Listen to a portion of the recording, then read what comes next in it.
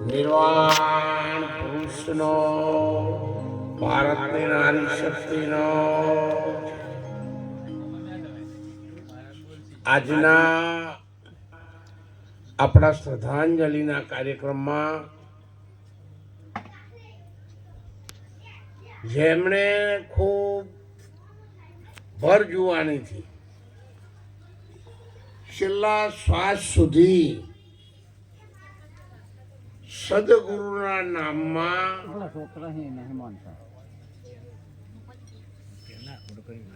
એકત્વ સુરતાવણ આ મહેશભાઈ પટેલભાઈને ભજન ગાયા એ ભજન આત્માની ઓળખાણનું છે.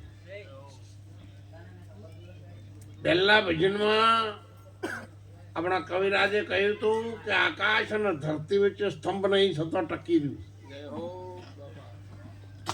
અને એવી સુરતા જેમની કામ કરતી હતી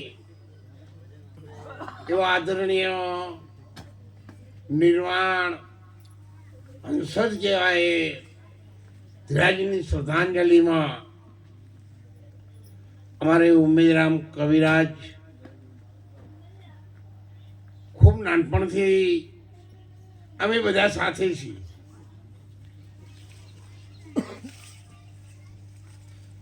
પૂજ્ય મહારાજ ખલીપુરથી એમના ચિરંજીવી ભજને અને સત્સંગી છે. એમના હાથે બનાવીને ગાવું હોય તો ભજન ગઈ શકું. સિંગર તો ખરા પણ મેકર ખરા.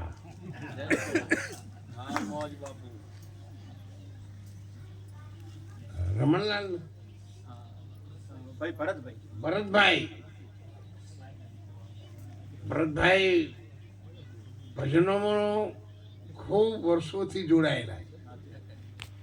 મોટા મોટા સંઘો પણ એ તીર્થધામો સુધી લઈ જાય છે. અને રણુજા બાપા ધણીના ખોળામાં આમ તો તમારે બધાને આખા ગુજરાતને હું તો કહું, તમારે રણુજા ચાલતા જવું પડતું અને ગમે ત્યાં પ્લાસ્ટિકની કોથળીઓ પાછળ સૂઈ રહેવું પડતું.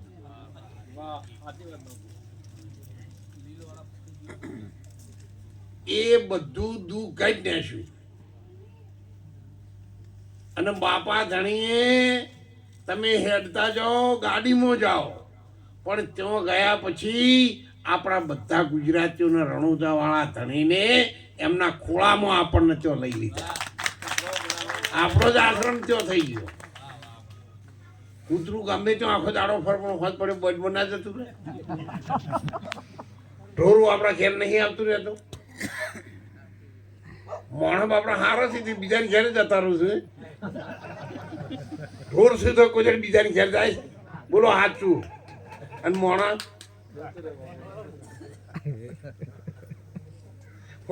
વી ઘેર જઈને આવતું રહે. એમ તો હરાયું ઢોર હારું. આપણે તો હારા છીએ, તમે તો બધા જ્ઞાની છો, પણ માણસમાં માણસ જેવું દેખાતું પણ ઢોર કરતા ભૂંડું હોય.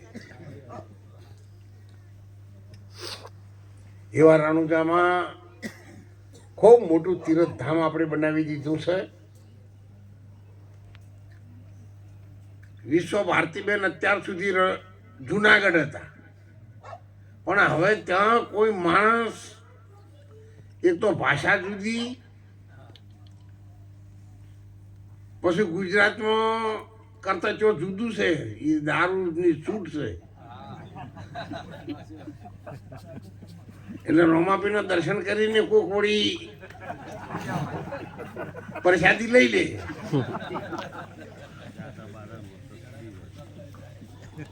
હવે ઈ જાય છે બધી ખબર પડવા માંડી છે. સુંદર વ્યવસ્થા છે. આપણે પટેલભાઈ વીરતાના જ છે વતની, પણ અમદાવાદ કંપનીમાં સારી નોકરી કરે છે. વીરતા આપણો આશ્રમ છે ને, નાનો છોકરો હતો ત્યારે મેં એને આશ્રમની સાફ સૂફી માટે દરરોજ